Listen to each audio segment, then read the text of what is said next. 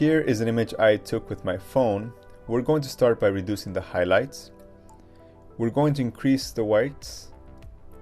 And in this case, I don't feel the need to increase the shadows. I'm liking that pretty much already. But I would like to give it a vignette. Very nice.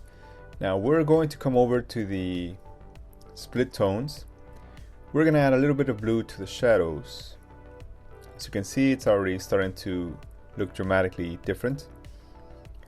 Now, we're going to go to highlights. We're going to give it a little bit more pop by giving a little teal to the highlights.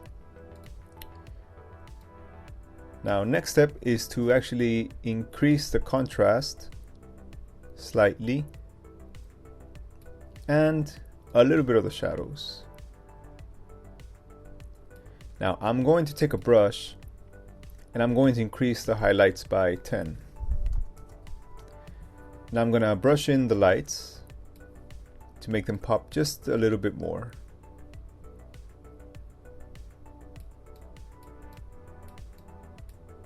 Just like that.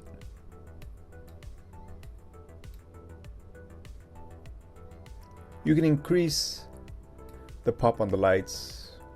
Maybe 15 is better.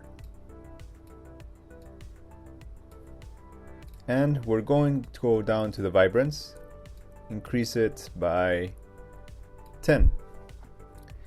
And just like that, we have a cyberpunk style edit. It's actually not that complicated to do.